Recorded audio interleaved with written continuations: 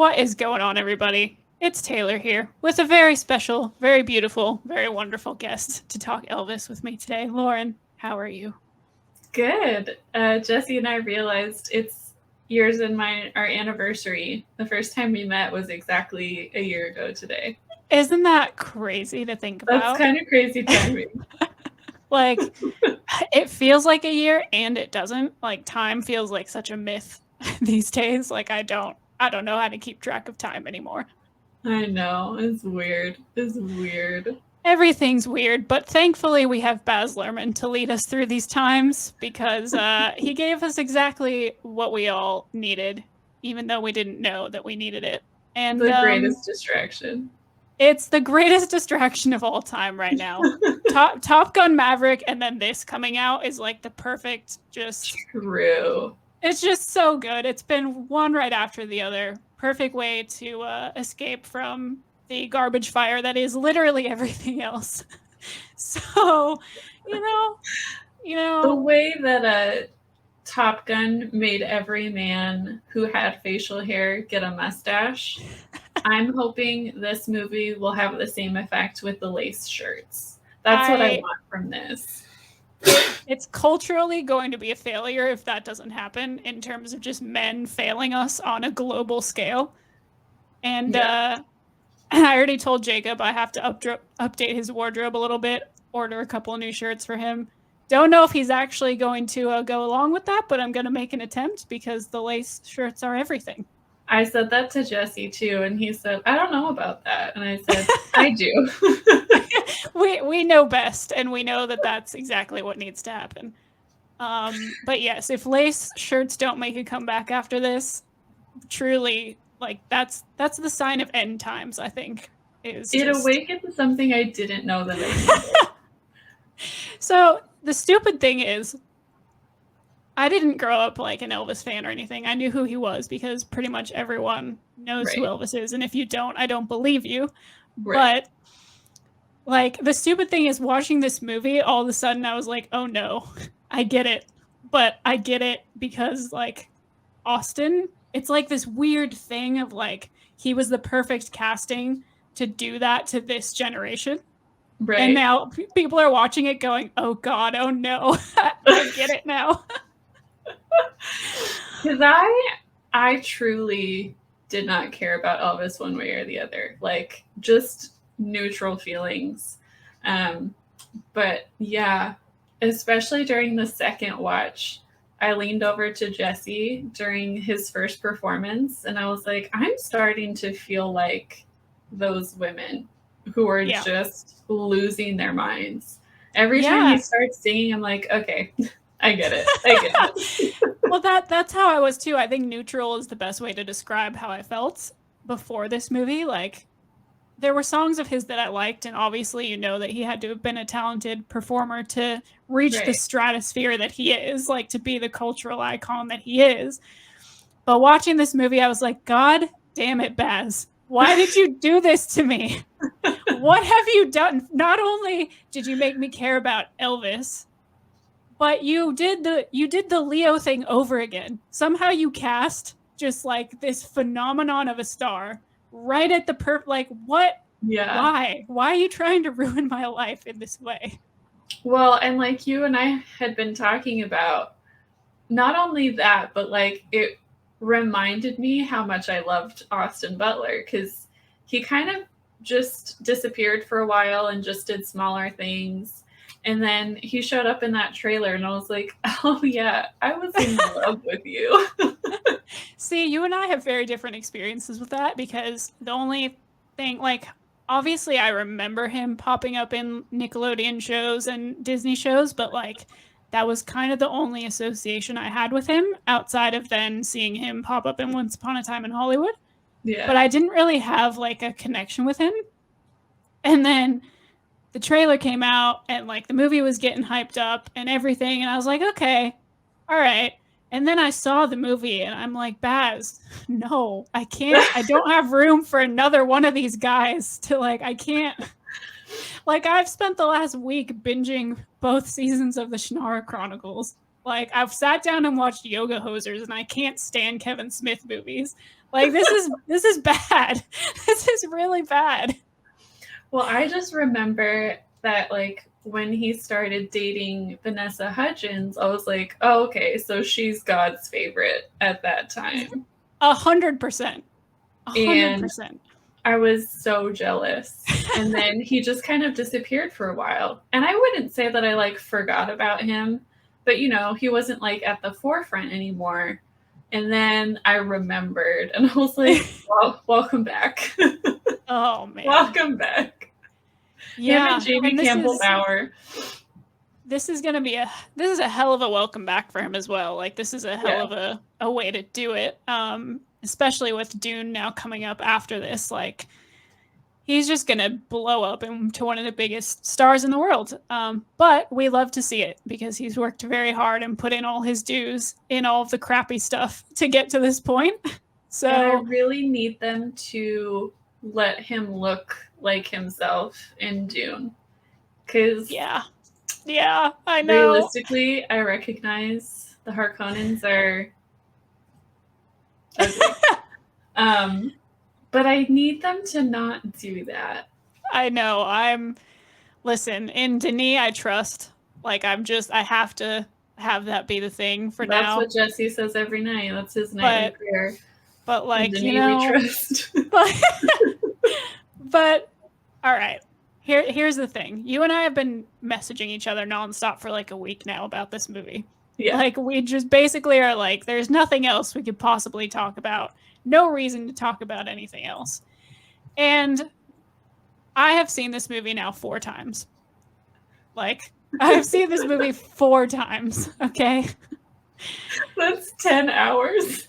It's 10 hours of my life that I've already dedicated to this movie. And I don't regret a single second of it, by the way. I just want to get that out there. You shouldn't. But you've seen it twice now, right? Yeah. Yeah, okay. So I just want to get your initial thoughts on the movie. Like, what do you remember your initial thoughts being when you first saw it? So, again, not a huge Elvis fan, but it was a Baz Luhrmann project, and I am a Baz Luhrmann slut. His manic style works for me. I don't know. Maybe it's undiagnosed ADHD that when he's like bam, bam, bam, my brain's like, this is good. This is good for me.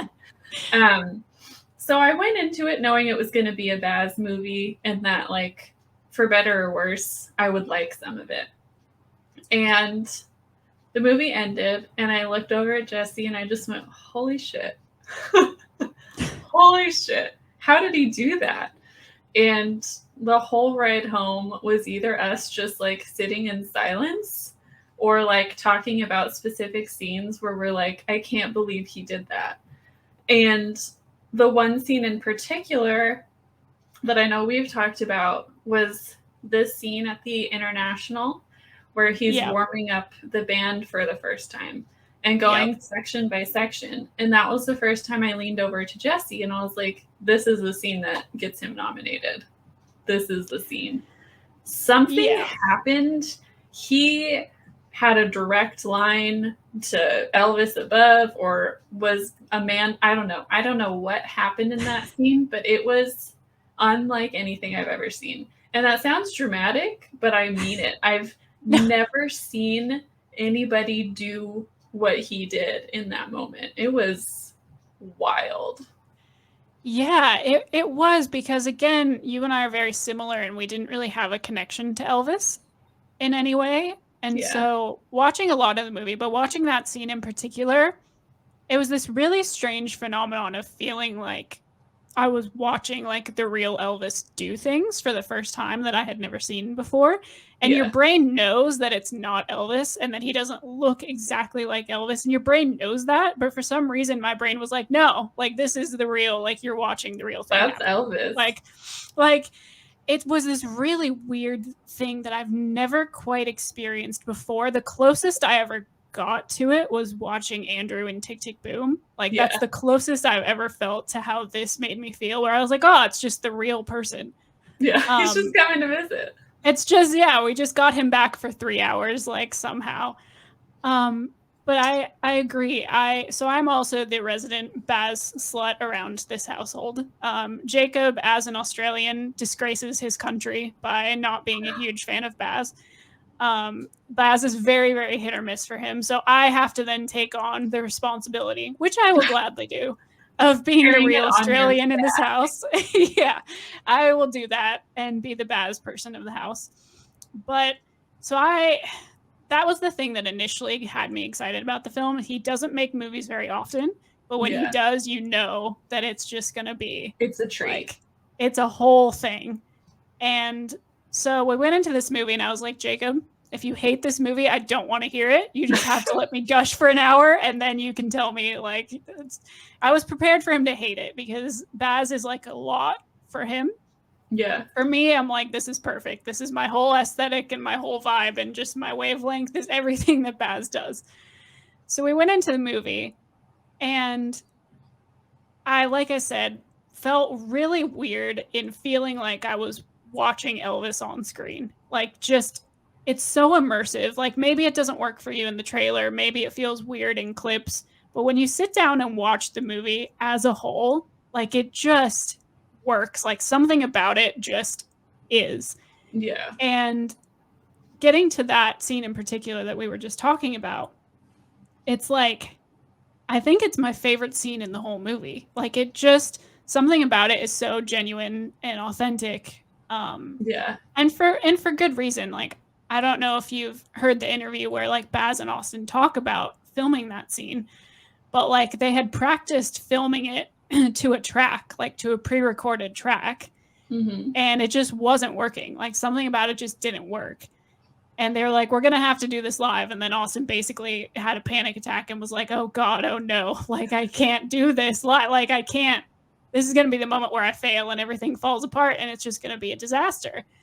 And then obviously it's not that, because somehow, as you said, he has a direct line to the real Elvis and everything was fine.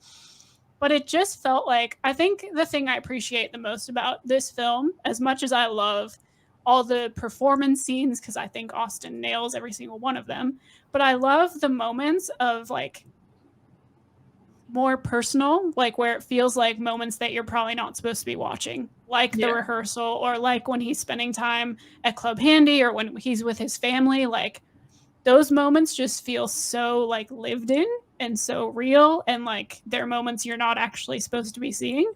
Yeah. And they just work. Like, that's the part I think that blows me away more than anything, which is so dumb to say because he nails the performances to such a T that it's scary. Like, I don't know how someone who had never danced before can just like figure that out and do that. I was telling Jesse, I'm like, that's so annoying. That's so annoying. I've never danced before. Watch me be the best at it. Watch me be Elvis, literally, having never danced before in my life. That's great. It's just wild. Like, it's hard to put into words, honestly. Like, it feels like it's just something you have to witness. Well, and I think one of the, like, I have a friend who loves Elvis, and that's her thing, right? She's always loved Elvis since she was a little girl. And so I kept waiting for her reaction to the movie. I was like, this is going to tell me a lot, because she'll know better than me how well he did. And so she posted that she saw the movie, and I messaged her and I was like, what did you think? I need to know what you thought. And she said the first time Austin laughed, she started to cry. Oh, because she's watched hundreds and hundreds of videos, and she said that's exactly how he laughed. And she said, I was sold in that moment. And that was so cool to me, that somebody who's like obsessively loved and watched and studied him felt that. As somebody who like has no previous knowledge, being like, he did great, only means so much. And then somebody who's like obsessively loved him, hi buddy, her whole life, to feel that way, I think is really special. Yeah. The reaction from a lot of people who have been fans of Elvis for a long time and have seen the previous attempts at bringing him to life and have always kind of been disappointed. And then for the most part, like obviously there are always going to be people who don't like it, but for the most part, people seem pretty blown away by what's happening, which is really, really fantastic. Like it's just awesome to see. It's one of those movies where I look at it and go, oh, this is why we make movies, and this is why people want to be actors, and this is why this exists. Like it's just one of those things where it feels like all of the like planets aligned exactly correctly, where Baz was available to direct this, Austin was available to be in it, like just everything just worked. And that's so rare. It's so rare. The other scene that I felt the way I did with the international, I think even more so the second time, was the trouble scene. First of all, that song has been stuck in my head for days. It's alternating between that and Separate Ways by Journey from Stranger Things, and it's just like a mix of the two. But I think the other day, Jesse and I were laying in bed, and I just like would not stop singing the beginning to him. And we discovered he has a really special talent where he tried to do an Elvis impression and sounded exactly like Hank from, what's that called? Is it King of the Hill doing an Elvis impression? So that's amazing. Jesse can do Hank doing Elvis. Wow. That is so specific, and I love that. Great. Are you looking for trouble? Come to the right place. Whoa. I need to make that my ringtone. Hold on a second. Jesse will hook it up for you. That's incredible. Wow, I can't believe we got that exclusively on the stream. That's wonderful. It here first. No, but the trouble scene, I think, even though it's not historically accurate in terms of like when the song was sung and where it was sung and all that, I love the way that it's used in the movie as like the turning point of Elvis's life, because it's just so perfect. Like that scene is so chaotic in all the best ways. I love the way it's filmed as well. Yeah. And the way it's filmed is great. Like going back and forth between all the different cameras and like camera styles. And then, Austin's performance in that scene is otherworldly. It is. Yeah. Like like writhing on the stage. I know. Like it's wild to think that he's never performed on a stage before, like as a musician, because it just looks so natural to him. Yeah. Like it just, I totally believe there. He is. And I totally believe that crowd, if it wasn't hired extras, like they would still be behaving the exact same way. Like their reaction would be exactly the same. Well, like that line he uses later in the movie when he's like, I know when I've excited the crowd. Yeah. You sure do, sir. You sure do. Yep. Like, oh my God. It's just wild. Like, and again, a lot of the clothes and fashion and stuff that he wears in the film, I'm like, do I actually find this style attractive, or just does he make it work so well Austin's wearing that I'm like, that's hot? Like if it was on someone else, would I find it that hot? I don't know. But we're gonna find out though. We're gonna find out. We're gonna do some experimentation with that and figure that out. We're gonna put our respective men in floral shirts and see what happens. Yeah, and for science, it has to be done. Yeah, it has to be done. Jesse a pink suit. Let him wiggle. I love the specific. It's such a random. It's such a random outfit, but there's one that specifically attacks me personally, and it's the one where they're talking. The first time they're talking about going international, and they're talking about buying the plane, and he walks over and picks up Lisa Marie off the floor, and they're like, we should name it Lisa Marie. That outfit specifically attacks me personally, and I don't know why. I understand.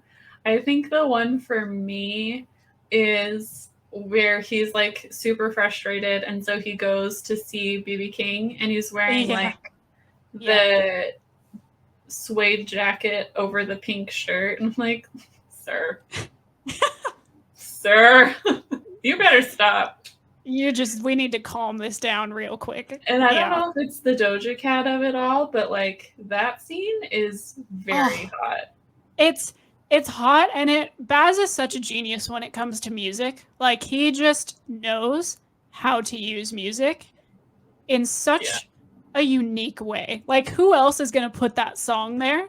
Yeah. And just have, like, it translates so well to, like, the culture and what the scene, like, probably would have felt like at the time. It's just, it blows my mind. Like, I don't know if there's anyone that knows how to put modern music into historical context and just make it work the way that he does. Flow as nicely. Yeah. Yeah. What was interesting is I think Jesse leaned over to me during that scene where he's driving, and he was like, this part is so Great Gatsby. It feels like it was lifted right out of Great Gatsby. And I love moments like that where it's so Baz, because I feel like he toned himself down a lot in this movie. But which is interesting, because I don't disagree with you, but I feel like the perception of people who aren't super familiar with Baz, like, that would sound ridiculous for us to be like, yeah, the Elvis movie that's just firing at 100 cylinders an hour is really toned down for Baz. I mean, all you have to do is show them like 5 minutes of Romeo and Juliet, and they'd be like, oh, okay, you're right. You know, speaking of Romeo and Juliet, there's a moment at the beginning of this movie of Elvis where I feel like I get transported back to Romeo and Juliet for a split second. And it's that flyover shot, that first flyover shot of Vegas and the fountain, like when it opens, that shot happens, and I'm like, for some reason, I feel Romeo and Juliet is happening all over again. Yeah. So the thing you're talking about with Gatsby, I felt with Romeo and Juliet at certain points, and it's just really cool to like have that. Well, and any of like the quick cuts and like fast zooms into signs, I was like, there's Moulin Rouge. Yeah, she's flashy, she's showing. we're giving the people what they want. 100%. I love that. It's really close for me. Moulin Rouge, despite how great this movie is, will probably always be my number one. This is probably my number two by a very slight margin. Very slight. I'm still trying to figure out how they all rank for me, just because like they're so special in different ways. They're so great for different reasons. They're very singular. Yeah. Like, because to me, Romeo and Juliet has always been my favorite. But like Moulin Rouge is brilliant. So it's like, how do you even like rank? And then Strictly Ballroom is its own like just fantastic thing. Now I like, have to watch that one and see where it fits. You do. I would really recommend it. It is so Australian and so camp and so like it is so. You watch this and you're like, yeah, I can see how this is Baz's first movie. Like, I get it. It's the costuming is awesome. It's just you can tell that it's before he's completely honed his craft and fully figured out who he is, but his personality is so there. You should definitely add it to your list to check out, because it's awesome. I think Moulin Rouge was one of the first movies that broke my heart. No. And so it has always been in like my top ranking. There is something I just can't get over with Nicole Kidman and Ewan McGregor. Come What May. I get it. Oh. Yeah. One of my favorite songs of all time. I get it. And like, I don't know what it is. I think for me, Romeo and Juliet, because it was the first movie I had ever seen like that. Like, it's the first Baz movie I ever saw.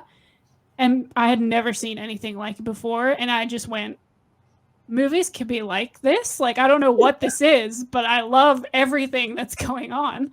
Like, it just... I feel like watching a Baz movie for the first time is like when you give a kid caffeine for the first time. Yeah. And they're like, whoa.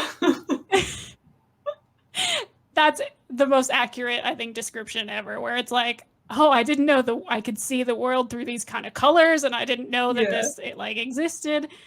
And this movie, like, first of all, the cinematography and the shot composition and everything is gorgeous. Everything is gorgeous. It's perfect. The details on the costume design, out of this world. Like, I was reading an article where they made like, yeah, the set pieces look identical. Everything was made and built here in Australia. None of it was filmed at Graceland. None of it was like, they remade and built Beale Street, like, I think an hour from where I live right now. Like, it's just crazy. Yeah, like, the whole set is like an hour from where I live right now. They built it like in fields, and just like, it was a whole thing.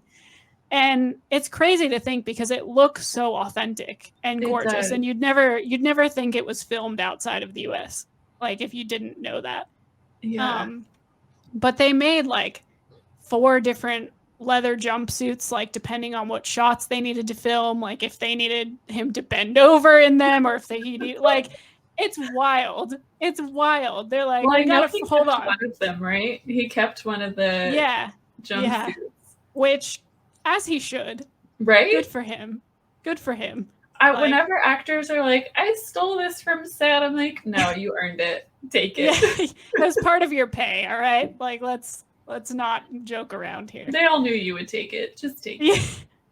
Seriously. Seriously. But yeah, I don't know. I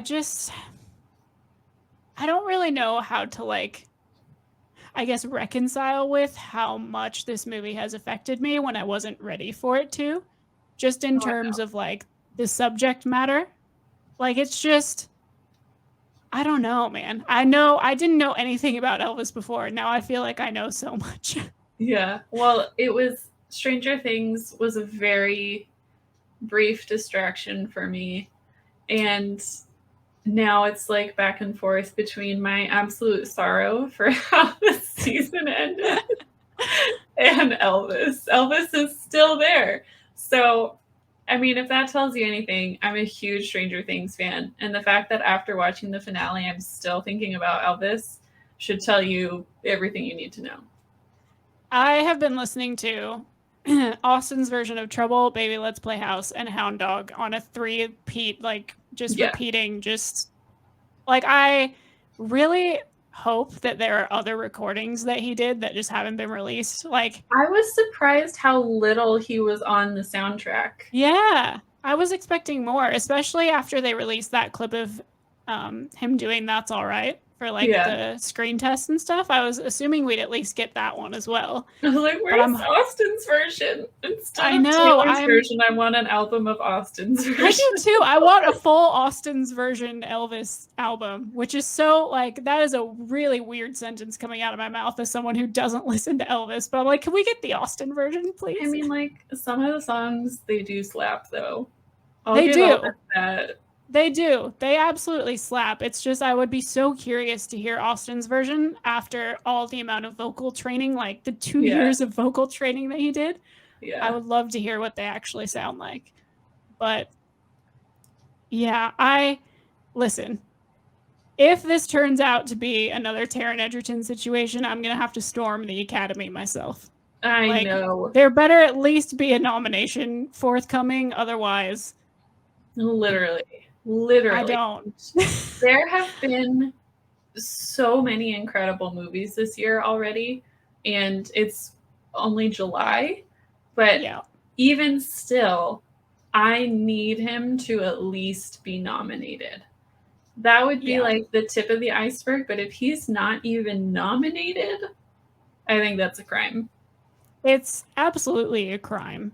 And, like, I know that we still have 6 months left of movies to come out, but I just can't see there being a world where this performance is not better than at least, like, 4 of the other one. You know, like, there's what he did in this movie is just like, it just transcends everything. It just does. So Academy, if you're listening, if it matters, listen up. Listen up.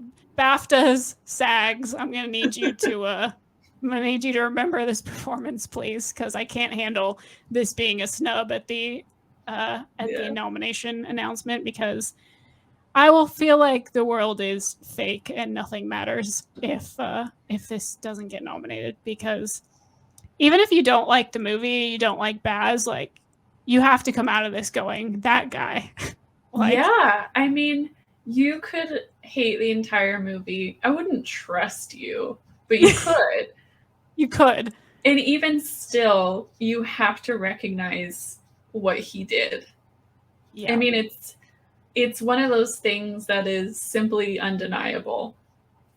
I can never quite find the right words for what I think he did. I think it was unprecedented.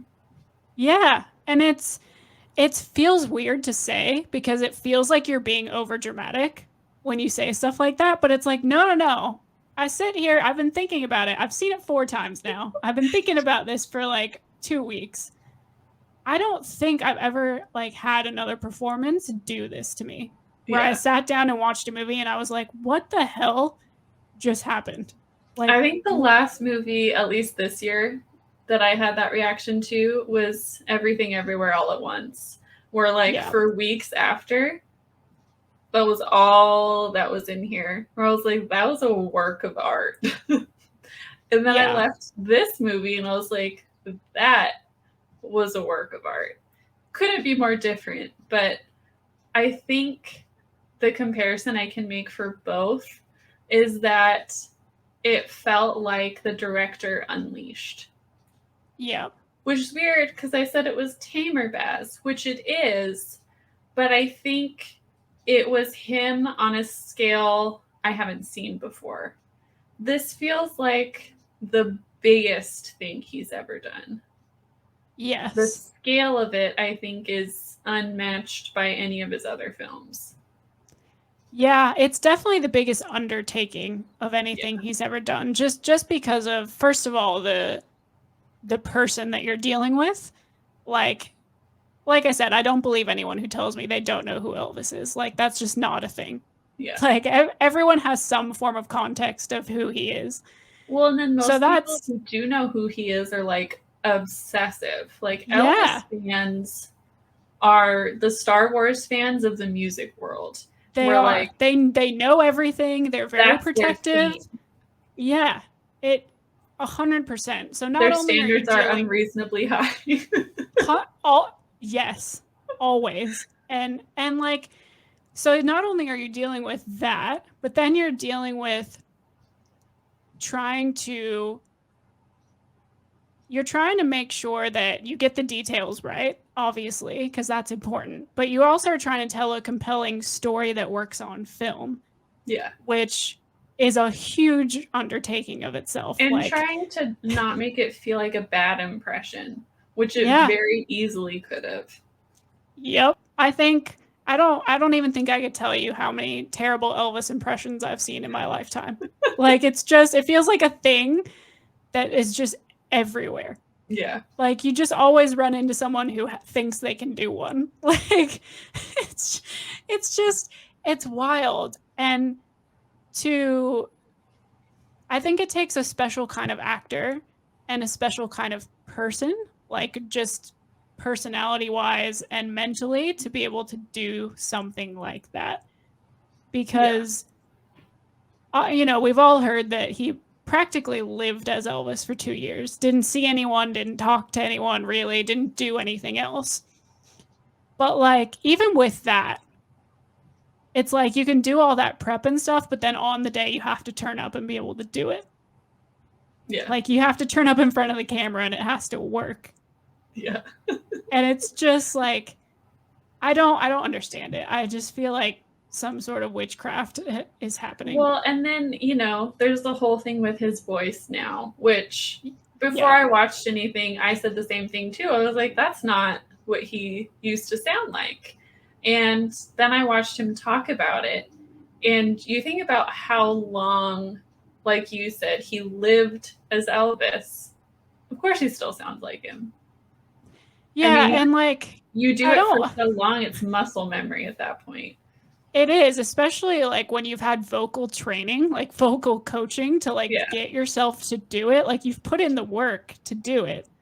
And then like I don't understand the internet's like problem with it so much. Like I Well, don't and like it's just listen to him talk about it for 5 minutes and you'll understand. Like and give yeah, him 5 minutes. not only that, but then people do like those vocal comparison videos of what he used to sound like, and they use clips from 10 years ago. They use clips When from he like was, like, 2013. 17. He's like 20 at the time, and he's 30 now. And they're like, why is his voice not exactly the same as when he was 20? Yeah. It's like, Well, and the other thing, that, oh man, it's so toned down now from what it was in the movie that I'm like, Yeah. can we relax? Can we let it go? It's if it was exactly like it was in the movie, I'd be like, okay. But it's more like there's just hints of it that just haven't gone away. Like it's and just mostly little, like with certain words. yeah. And I think people are focused too much on the fact that his voice is deeper than it used to be instead of actually sounding like Elvis. I think they're getting it confused with like his voice is a lot deeper than it used to be, but 10 years has gone by. so like anyway, the internet's full of haters. We know that. That's nothing new. But it's just really weird that they've chosen that to like latch onto as like this huge thing. And I guess it's frustrating that they didn't give it a chance. Because again, like it caught me off guard. The first time I heard him do an interview, I was like, wait. But again, if you take any amount of time to listen to him talk about it, it makes complete sense. So I guess it's just a little frustrating that nobody will give him the time of day and listen. Why? They all just think it's an act. Yeah, like they think it's awards campaigning, but if you listen to him sit down and talk about it, he talks about how he lived that life for 2 whole years, but also how Elvis has become a security blanket for him. When he gets nervous, he just pops back into the thing that gave him confidence, which was playing Elvis. That's what got me. I was like, oh my god, Elvis is this happy place. That's so and like cute. what a way to pull confidence from. You just snap back into being Elvis. You're like, oh yeah, I got this. And it's mostly when he says Elvis's name that it really comes out. He says it exactly the same. I think it's kind of cute. Anytime, I think it's cute too, but anytime anyone has a problem with it or complains about it, I want to send them that clip that I sent you of early 2019 when you can tell that he's training for it. And it's him at an awards show giving Baz an award. But when he opens his mouth and when he starts like just moving, like his hands and stuff, it is not Austin at all. Like I want to send that clip to everyone who's complaining about what his voice is like now, because that clip is I'll put it in the description for anyone that wants to see it. But that clip is the trippiest thing I think I've ever seen. Well, and it's frustrating to watch people go like, I'm not watching this movie because I think it's weird he's still using the voice. Like, I also feel like if you do watch the movie, seeing how immersed he is in the role, it makes a lot of sense. I think I think maybe the trailers, if you're not a previous Baz fan or an Elvis fan, maybe don't completely sell you what a transformation it is. And so I just need people to get over themselves and give it a chance. Well, yes, and the thing he suddenly has a little bit of a Southern accent. It could be a lot worse. It could be a lot worse. I feel like Johnny Depp doesn't get the same flack. He's got some weird combination of accents now, and nobody cares about that. Yeah, I think, first of all, I think a lot of the people complaining about it were never going to give the movie a chance in the first place, so they're just finding things to complain about. But the other thing is, I feel like I feel like the trailer, it's hard to put out a trailer for this movie because, and you know, Austin has talked about this as well, but Elvis essentially had 3 different accents throughout his life that Yeah. Austin had to nail. And throughout the trailer, you get different parts of his life. Like you get Austin talking as Elvis in different parts of his life. So they all sound different. And I feel like that can be a bit disorienting to hear in a trailer. Yeah.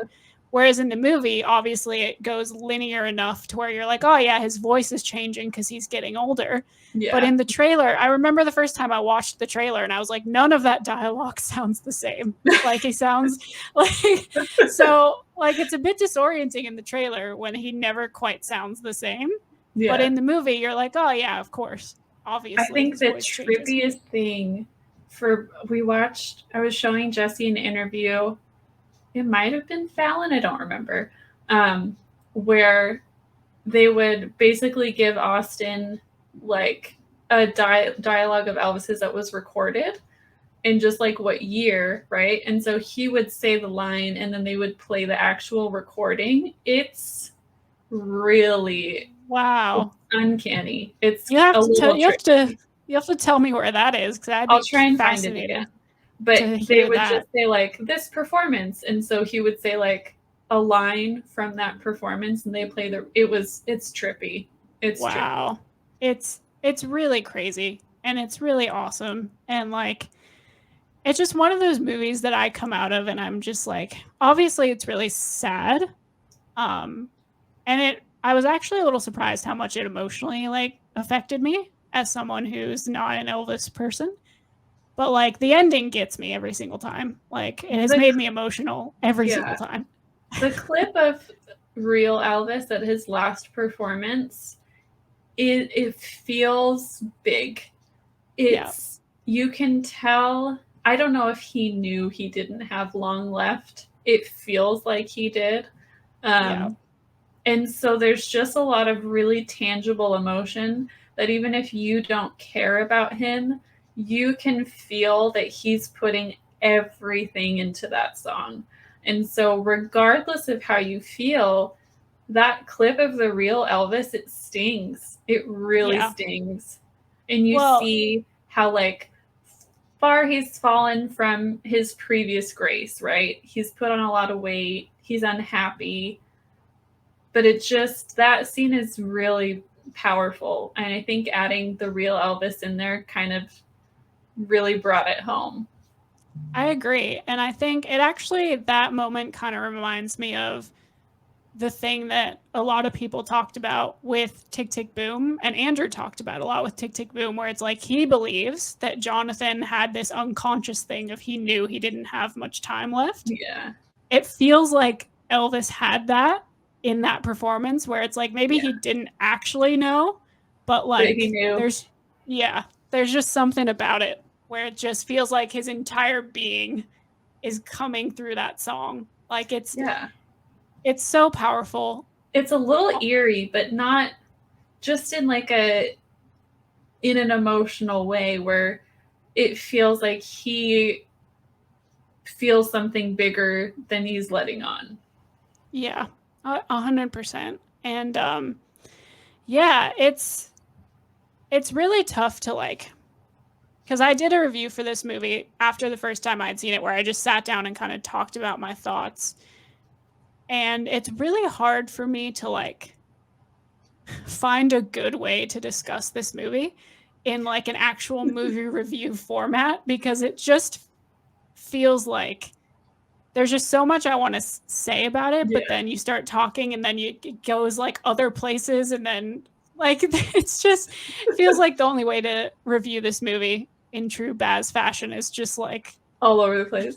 Just all over the place. But like I do wish, like part of me is like I wish there was like a 6-hour version of this movie I could just sit down and just watch, because I would watch Austin be Elvis for like 8 hours and I'd be fine with it. Absolutely, without a doubt. Like he's just so good. He's just that good where I'm like, he's that girl. He's that girl. And like this is like probably gonna make me really unpopular. I'm so sorry to everyone watching this, but like I would rather watch deleted scenes and more footage of Austin as Elvis than go look for like Elvis clips. Like I want to see more of this performance. Like I feel like I need it. No, I think that makes sense. The other thing I wanted to talk about that I think, again, I kind of noticed more the second time is the prosthetic work for Austin in this movie is incredible. Because I think I missed the first time. At the beginning, it's just Austin. Yeah. And then as he gets older, they slowly, like really subtly fill out his face. Yeah. And then it starts to become uncanny. There's a scene where they're showing him in a movie where I was like, wait, is that Austin? No, that's Austin. I think. I can't tell. And I don't think I noticed the first time how gradually they fill him out as he gets older. And then there's obviously the final scene where he's like covered in prosthetics. But yeah. I think the prosthetic work is so incredible in this movie because they do it really slowly and subtly. And I think the longer the movie goes on, the more he looks like the real Elvis. And I agree with you. Yeah, I agree with you. I think, first of all, it's something you have to be really careful with because even though the film is spanning most of Elvis's life and career, we have to remember that Elvis was only 43 when he died. Yeah. So he's not aging all that much. Yeah. But you want to be able to show the passage of time happening. And he does age a little bit, obviously. But like you're only, aging like 20 years at the most, 15, 20 years. So you're not trying to like make him look super old at any point.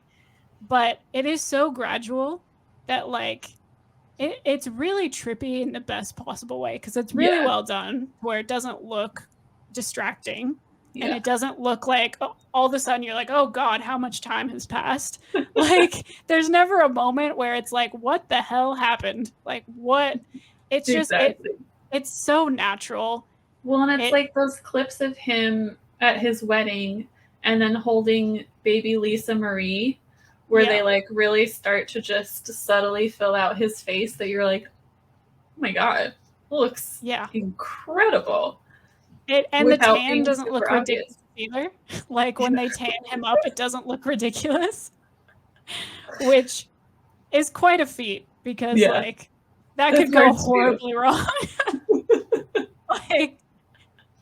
like so obviously the real Elvis made it work. But like trying to replicate that could just look so ridiculous. And it doesn't. Like the 68 special, like in particular, is just like, it's such a trip. If you watch the real footage and then you watch the movie, because I have gone back and like looked at it and it's just, it's so perfect.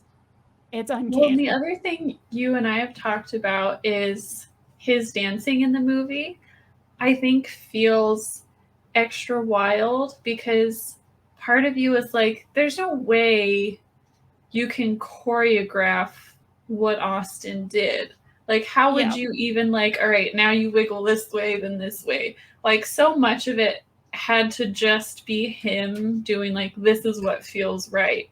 And it's trippy. It's trippy to watch how accurately he did it. And you have to think they couldn't have choreographed most of it. How would you? Right. So then it had to have been Austin had just watched those performances so many times that it just became second nature to him. Because like, you're right. We have talked about how like if you just choreograph that and he just does it beat for beat, you don't get the result that we got on screen. You don't get the result where it just feels like it's coming from him because that's what it feels inauthentic. Like. Absolutely. Like it's what, like I said, it's like lightning in a bottle. It's just one of those performances where you're like, how the hell did that happen? Like what? There's an interview where Baz talks about how he's worked with the same crew on all his movies for 30 years. And there's a camera operator that when they were filming the Vegas scenes, he was like, this is a guy who'd said 10 words to Baz like the 30 years they've been working together.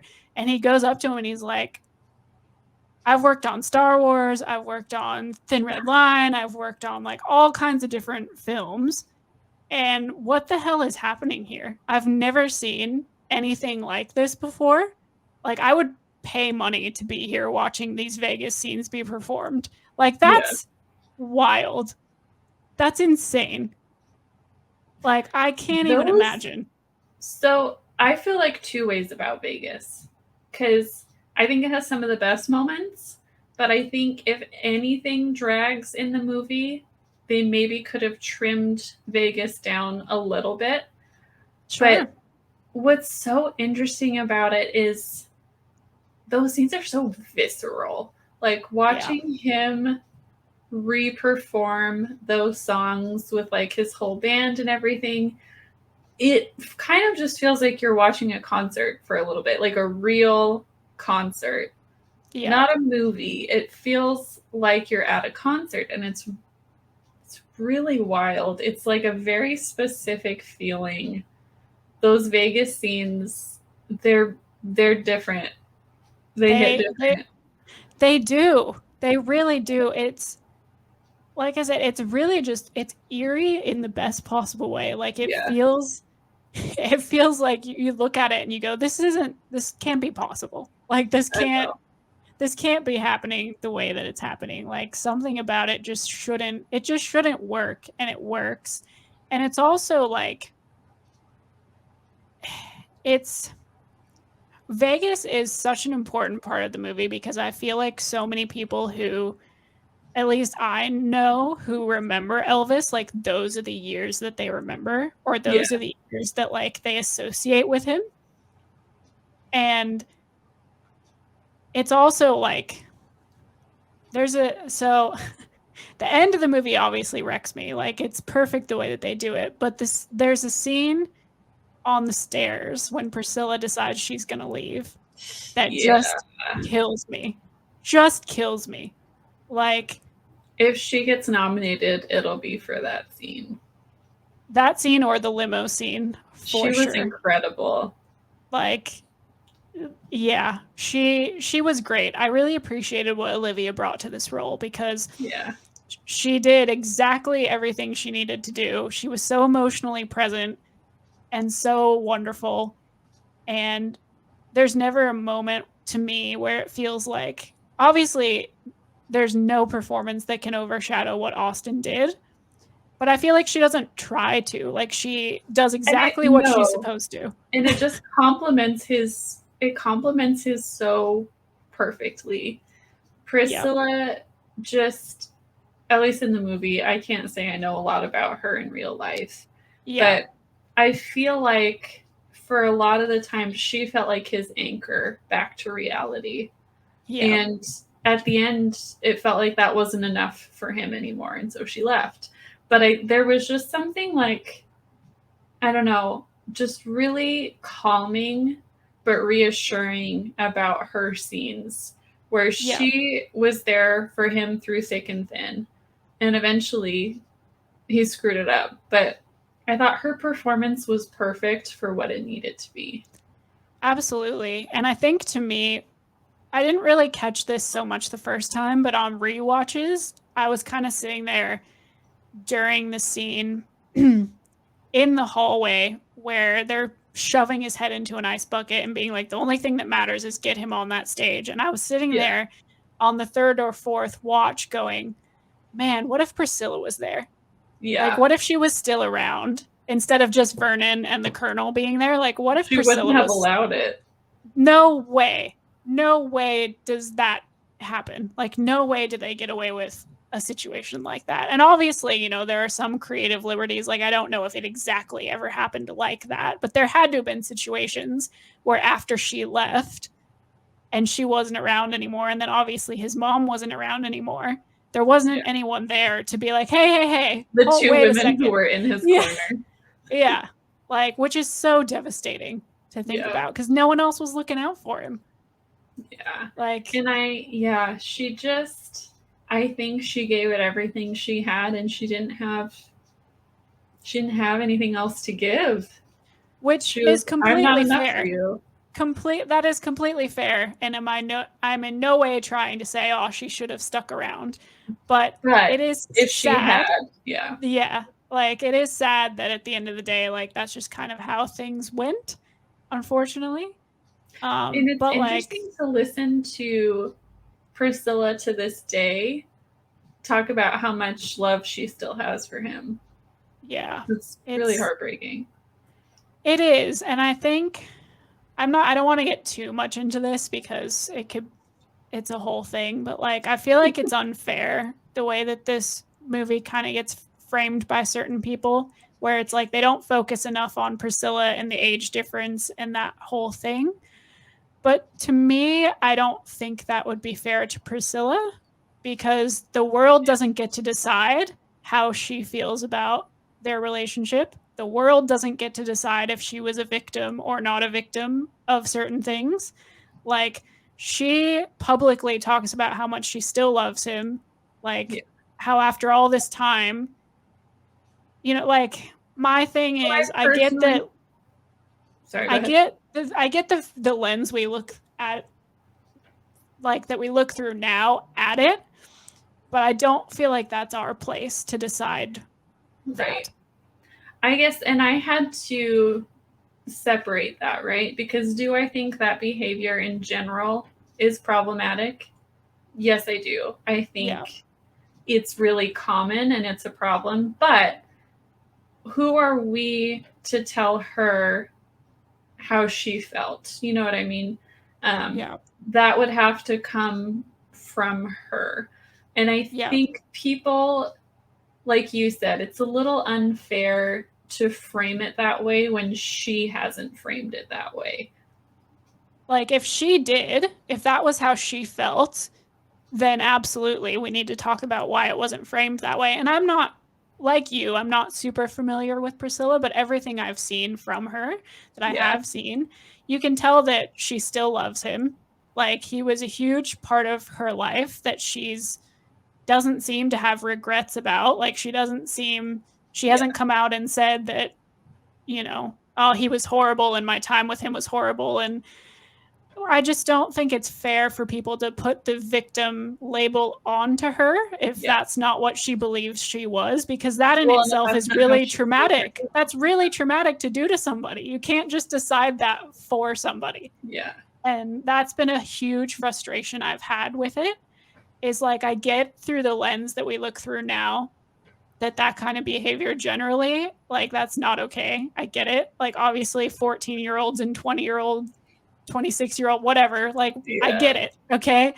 But in this specific instance, you don't get to tell Priscilla what her life was. She's still very much alive. But that's my other thing. She's still alive. Yeah. Like, you can't decide that for her while she's still around. Well, and if she's still around saying, I still love him, like, and she also said nothing sexual happened between them while she was still a teenager. Is that true? Not my business. Exactly. And if she's still around saying, I was not victimized, I was not groomed, we have to take her word for it. It's her life. It's her lived experience. Yeah. We don't get to rewrite that. No, and that's the thing that bothers me the most, is like, that's not fair. That's not fair to her. And we don't get to decide if she was or wasn't groomed. And like, I've seen that criticism come up a lot, and how the movie doesn't focus enough on it. And I'm just like, I don't know what you wanted them to do or say. Like, I don't know what else. Like, they mentioned she was a teenager. And I don't know what more you want. Well, I'm over here like, you want to talk about grooming? Let's unpack this show that is The Time Traveler's Wife. We can talk about that. But as for this very real person who doesn't feel like a victim, maybe we should leave her alone. Okay. I mean, I wanted to get your take on it because that's how I've felt about it. And I've seen people talk about it in their reviews. I've seen a lot of men and women talk about it in their reviews. And it makes me uncomfortable.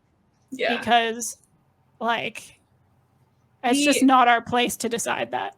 The only criticism that I think is fair, but I don't know what to do about it, is when people talk about that he stole Black artist music, which is true. I think the movie frames it more as inspiration. I feel like I'm not very qualified to talk about it, but that is one criticism where I'm like, yeah, I see where you're coming from. I really do. I am choosing to enjoy the movie for what it is, because I can't speak on that. It's not, I'm not the person, but no, I can understand people feeling a little let down about that. That much I can understand. I don't know if it's completely fair to say this film wasn't telling things correctly. Like, I don't. Yeah. Again, well, I'm not. That's just the argument where I'm like, you know what? I don't know enough one way or the other, so I'm just gonna leave that one alone. Yeah, I'm the same way where I'm like, you know what? And also the conversation around what cultural appropriation is and isn't, and what inspiration versus appropriation is and isn't, is such a tricky line, like, to deal with anyway. Like, where stealing versus inspiration, especially when it comes to music, is such muddy waters. Like, it's just still happens, Yeah. There was the whole situation with Paramore and Olivia Rodrigo. I mean, it happens literally every day, where somebody's like, I really love that song. I want to make a song like it. And then the artist is like, that's maybe too much like it. And so I guess in the case of ELVIS, I just am not, honestly, I'm just not educated about what is factual and what is not with him stealing or being inspired by music. So if people do feel really strongly about that, I'm like, I'm not going to argue with you. I don't know enough. And so if that's what's keeping you from watching it, I understand. I don't know enough, but I think it's a shame. I think you should give it a shot. I do too. I think you should at least give it a shot and have an open mind about it. And then if you feel a certain way, that's fair too.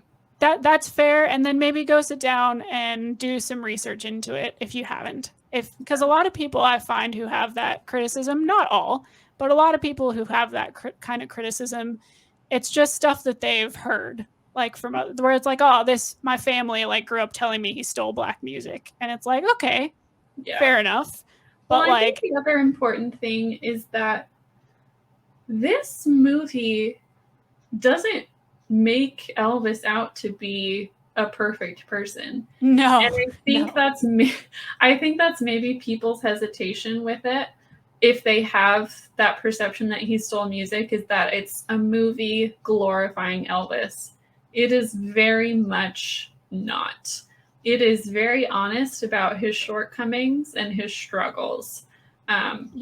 It's not a glorification movie. It's a let's take an honest look at his life. And so I think if that's people's concern, watch it. I promise it doesn't make him out to be a saint.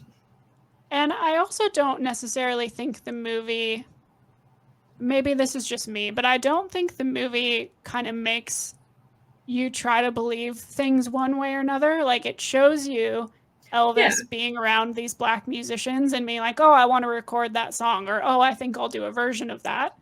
And it doesn't really tell you how to feel about it. Like, it just shows you when he's watching Little Richard perform. Or, like, it leaves it up to you to go, okay, so he's watching and hearing these songs and then deciding he wants to do them, or deciding he wants to have that style. And then it lets you decide how you feel about it. Right. Well, and like, I think there's something to be said for it being the music that he like very much grew up listening to. And as he says later in the movie, the music that made him happy.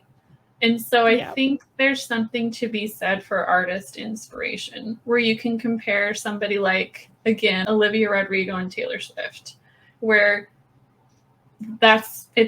Taylor is Olivia's favorite artist. And so a lot of her songs are very similar to Taylor's because that's the music that makes her happy.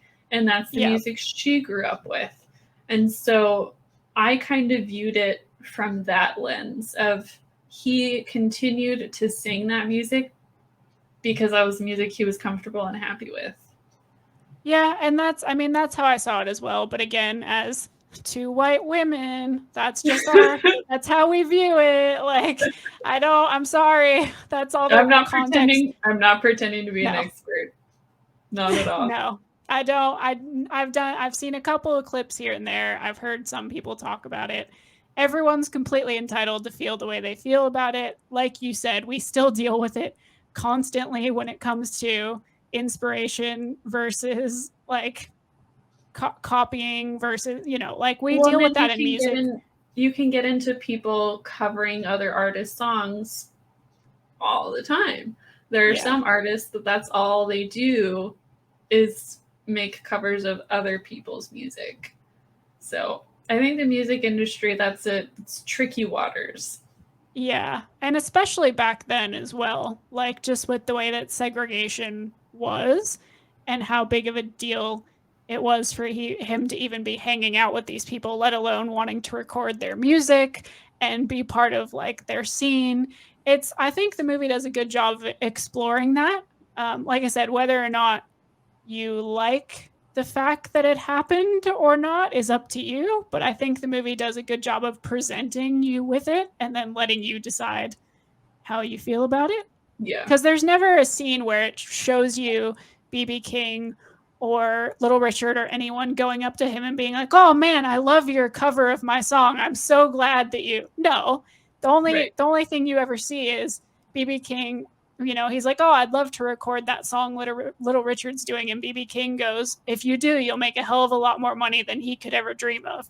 Yeah. That's the only thing you ever really get from them. Like, it doesn't feel like the movie's endorsing it. It's just showing you, like a lens of what happened, which I appreciate because it lets you make up your own mind. And then, we see the scene where Elvis argues with his mom, and we see the scene where when Priscilla's leaving, we see a different side of Elvis, and we see, the scene that didn't actually happen, but when he fires Tom Parker when he's on stage, like, we see those moments where he's not so fast. I was like, did he actually do that? Okay.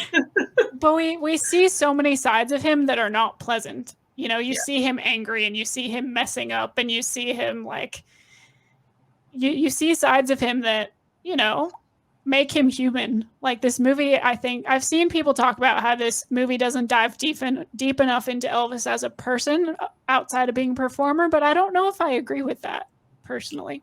No, I definitely disagree. I think, like you said, it's those small, subtle scenes that are those kind of building blocks, like him recording the song after President Kennedy was shot, or just kind of like the quieter moments with other characters where you see him being reckless, you see him being selfish, you see him like longing to be more than what he is. And it's those small quiet moments that I think sometimes when people say stuff like that, I'm like, were you watching?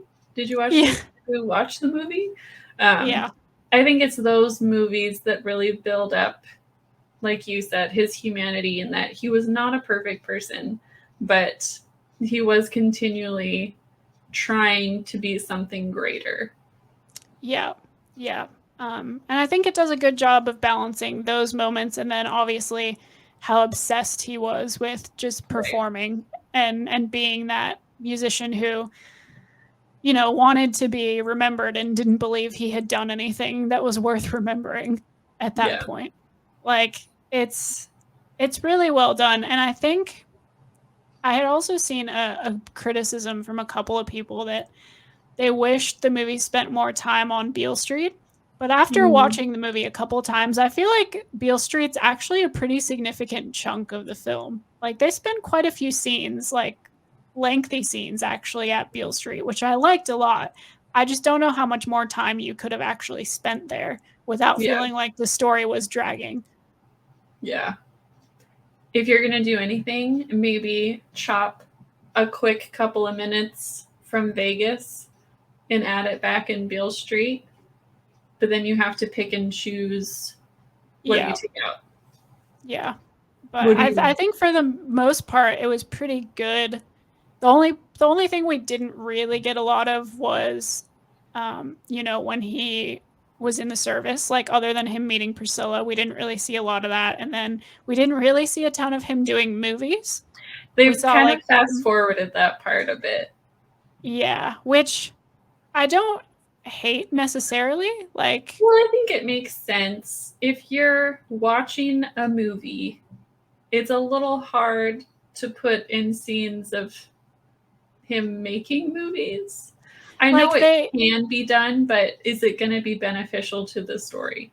Right. And it would have been kind of cool to see, I think, to watch him on sets, filming some stuff. But at the end of the day, I don't know how it services the story that they were trying to tell necessarily. I don't know what that would have added to it other than physically showing the fact that he was other than physically showing that he was frustrated with the kind of movies he was making.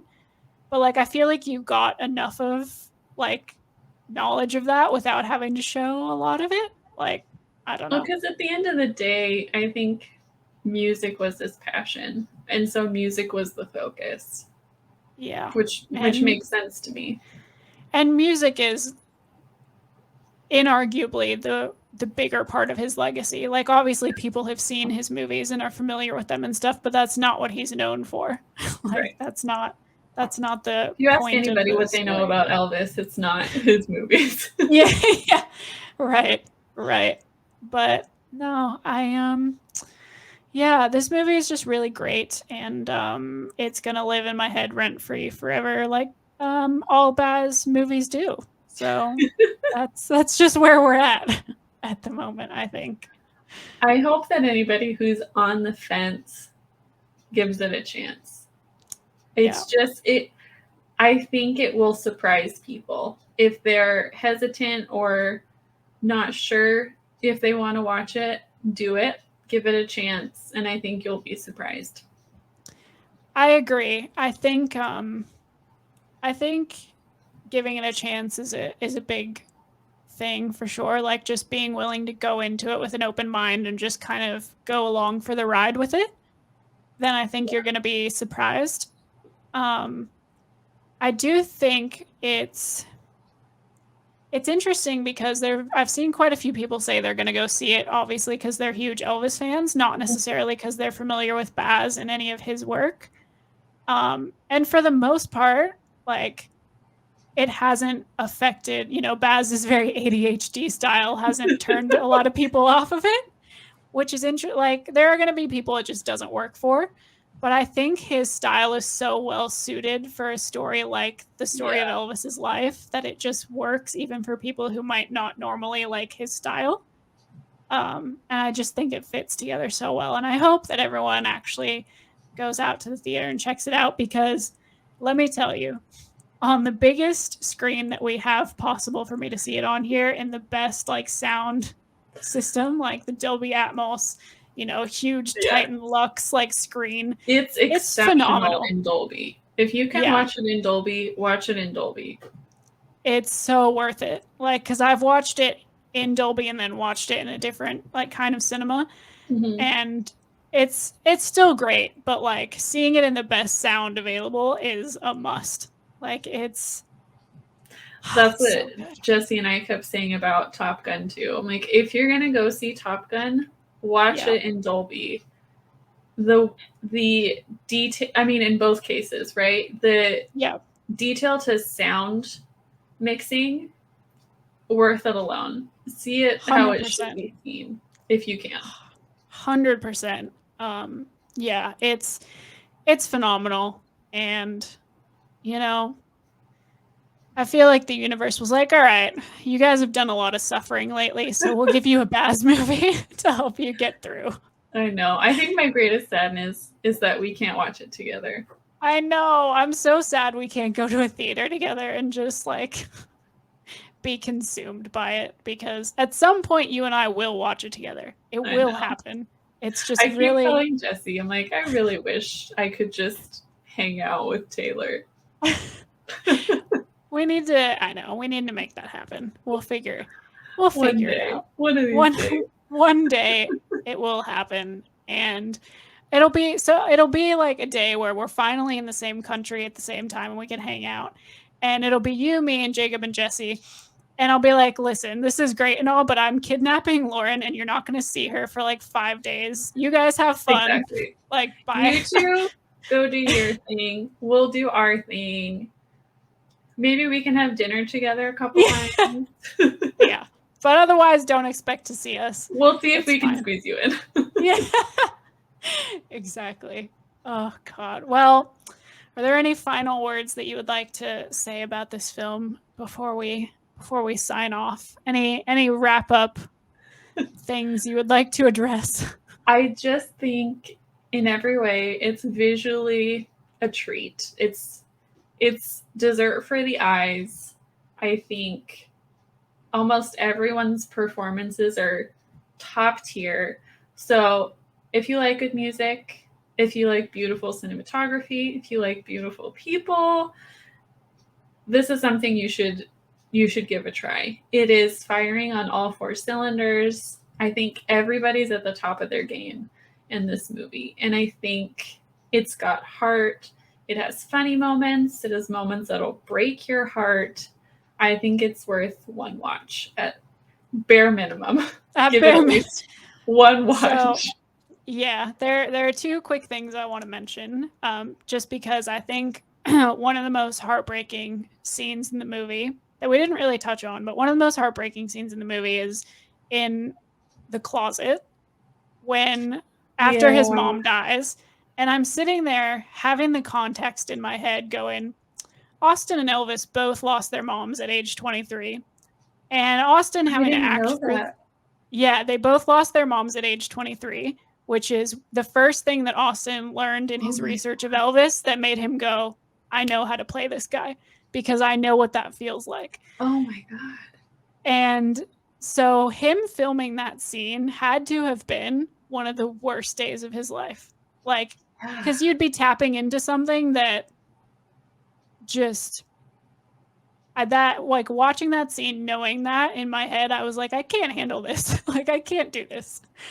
The other thing I noticed in that scene is he looks like extra young. He does. Really young and vulnerable in that scene. Yeah. I don't know what it is. I just think it's like him living real trauma over again, like as it's filming. Because if there's, you'll have to, I'm assuming like you haven't seen it, but there's an interview where he talks about like, and Baz talks about how like Austin sent in his audition tape of him singing. Mm-hmm. And it was after he had found out that Elvis's mom passed away when he was 23. And then he was like, it hit him. And he was like, oh my God, I lost my mom when I was 23. And then he ended up having a nightmare that his mom was dying again. And then he got up and was like, screw it, I'm going to channel all this grief into singing Unchained Melody. He got up out of bed in his bathrobe and just played Unchained Melody and sent it to Baz. And Baz was like, oh my God, what am I looking at? Like, what? I need to meet this guy. What is happening? So that's just like another thing where it's like the stars like had to have aligned, because that's wild. Like that's a kind of connection that you have like that. So that scene wrecked me. But also one of the scenes that like sticks with me for some reason is the scene where Colonel Parker is confronting Elvis in the dressing room, where he's like, you know, Elvis, like, you don't make statements, like this is not happening. And then he's like, it's my job to be your promoter and I need you to wear this Christmas sweater. And Elvis is like, it's my job to be Elvis Presley. And that's what I do. How about no? Like, we're not doing that. That scene, I don't know why it sticks with me, but I just feel it's one of those scenes where I'm like, yeah, that's Elvis. Like, that's just like, this is like, that's him. Like, it's happening. Well, like that in front of moment in my the eyes. trailer, Jesse was like, that moment gave me goosebumps. And the quote you said where he said, I'm your promoter, that's what I do. And he like bangs his fist on the table and he says, I'm Elvis Presley, that's what I do. That gives me goosebumps. Yeah, that gets me. And that, I think that moment, we didn't really talk about Tom Hanks at all, so I don't know how you feel about his performance. I know he's getting clowned on, but I personally love it. Like every time I watch the movie more, I'm like, I totally get what he's going for. And with the vibe of this movie, it just works for me. Like I just feel like I buy every second of it, and I'm just like, I don't know. Like I just love it. I just Here's have a what I'll great say time. about Tom Hanks' performance. The first time I watched it, in the first couple of minutes, I was like, oh, do I hate this? You get used to it quicker than you think you do. Yeah. And for what he was going for, I think he did it really well. It's bizarre. Yeah. It's a little off-putting at first. It's a little jarring, but you have to kind of ease into it. And the character he's going for is so over the top that it's, hi, honey, come here. That you just kind of have to be patient with it. But I will say, when the movie started, I was like, oh. Well, I was the same. I was the same way, because watching the trailers, I was like, oh no. Oh God, oh no, what is this? Like, what if, Baz, I love you, but what have you done to Tom Hanks? Like, what is happening? There was one line in the trailer where he's like, we're just two lost children. And I was like, oh my gosh, I'm so upset that I don't have a recording of this. But after we watched the trailer, I got Jacob to do an impression of that line. And it is my favorite thing that has ever existed. Like, I was like, I want to record this and have this forever, of the impression of you doing that line, because it's perfect. I'm going to make him do it for you guys. You'll have to send me that, and I'll have to send you Jesse doing Hank doing Elvis. Yes, perfect. But watching the movie, like, I sat down and I was like, I'm just going to let myself go along with this movie, whatever it is, because I trust Baz and I love Baz. And as the movie goes on, like, it was just something I didn't notice anymore. Yeah. Like, I was just like, like, this is just... It becomes normal. Yeah, for sure. But you have to, like, not revolt against it. Like, you just have to let yourself go along with it. And then I think it ends up working really well for the kind of story that they're trying to tell. If this was a straight dramatic telling of the Elvis story, absolutely not. It doesn't work. But because of, like, Baz and his world that he's built, I think it works for what it is. And also Tom Hanks is the GOAT, so, like, it is what it is.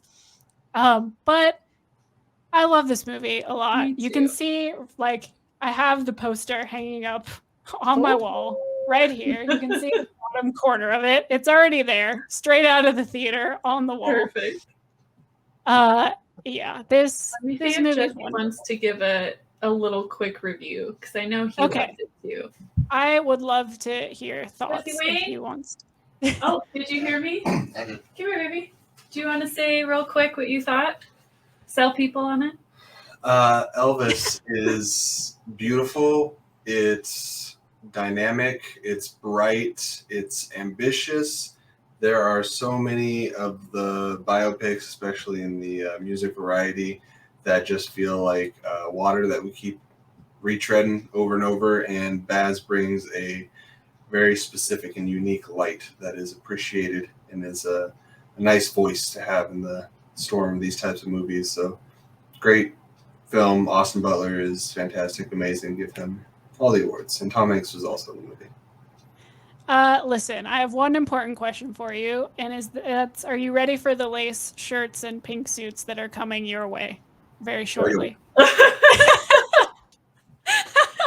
Jesse has left the building. Yeah, I was gonna say, I figured that was gonna be the response. But I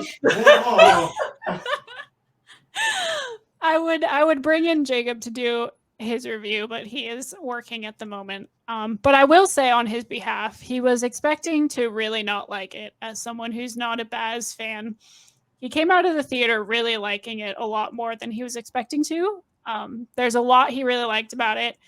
I've told you this, and I'll just put that out there. He thinks a lot of the Vegas stuff should have been cut, which fair enough. But to me, like, Vegas is such a huge part of who he was that, like, I get it being a big chunk.